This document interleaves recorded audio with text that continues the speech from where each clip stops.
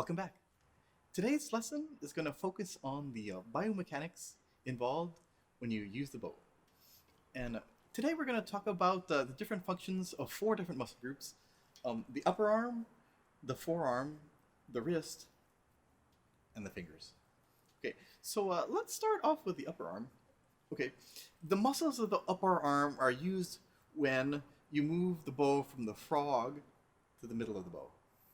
Yeah, so the frog to the middle. And so say I have my violin here and I'm trying to get from the frog to the middle of the bow.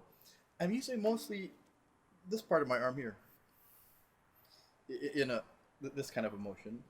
And I'm just going to do a couple down bows and up bows on the D string. And just watch my forearm. Most of the motion is coming from my forearm.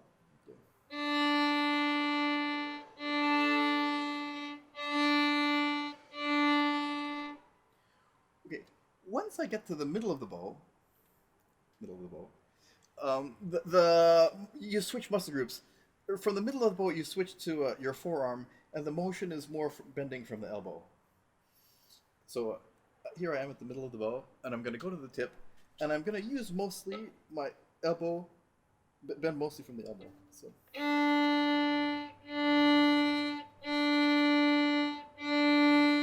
So let's just review. So from the frog to the middle, I'm using mostly the upper arm. And then when I get to the middle, I switch, and I use mostly the muscles from my forearm. And as I go up bow, I just do the reverse. So I'm using mostly the forearm, and then I switch and use the upper arm. And let me just repeat that one more time. So I'm going to use this forearm to get to the middle of the bow, and then I'm going to use the forearm to get to the tip of the bow. Okay, so that's the forearm, upper arm, and forearm. What does the wrist do? The job of the wrist is to keep the top of your hand level with the floor. See how my wrist is always bending to keep the top of my wrist level with the floor? That helps to keep the angle of the bow hair in relation to the string at the right angle. Okay, so let me just demonstrate that one. And regardless of what part of the bow you're on, the wrist is always bending to keep this part of your hand parallel to the floor. So here are, from the lower part of the bow to the middle, using mostly the forearm, and then keeping this parallel to the floor. And then when I switch from here to here, this is still parallel to the floor, but I'm using mostly my forearm. And then I go the reverse direction, still parallel to the floor. Wrist is bending, and then I switch.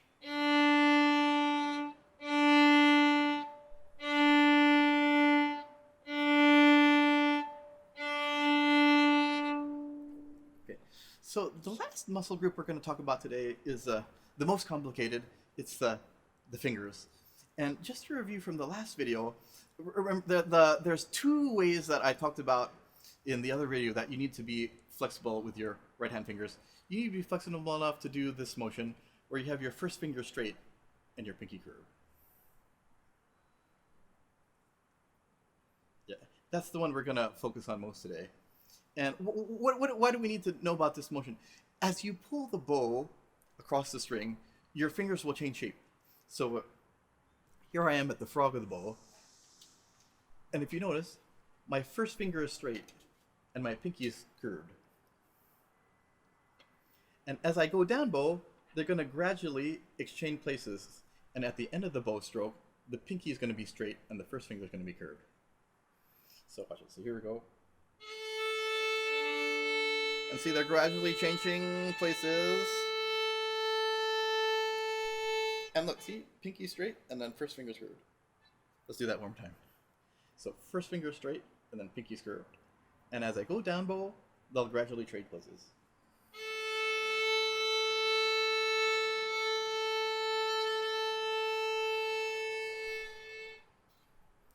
Okay, the up bow is a little bit different. Just the way the mechanics work, if you keep your wrist flat, it's a little bit different. For the up bow, the pinky is always straight and the first finger is always curved, and at the end of the bow stroke, they switch places. So here we go. Let me just demonstrate that. So I have my pinky straight and first finger screwed, and then the wrist is going to pop up.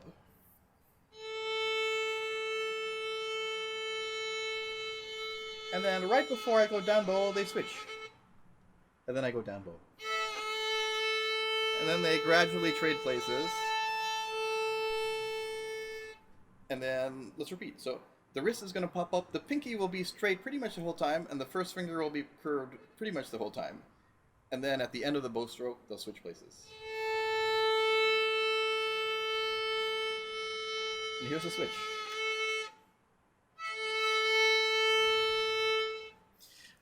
This kind of a finger flexibility is most useful when you're not using the whole bow, but when you're using small portions of the bow, and you'll see you'll be able to maneuver the bow with just the fingers.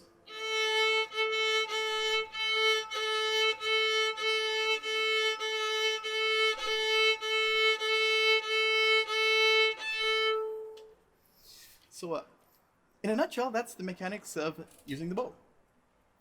Hope this video was helpful. And write me a few comments down below this video if you have any questions. That's pretty complicated, we just talked about. And looking forward to talking to you on our next video, which will cover left-hand fingers. Talk to you soon.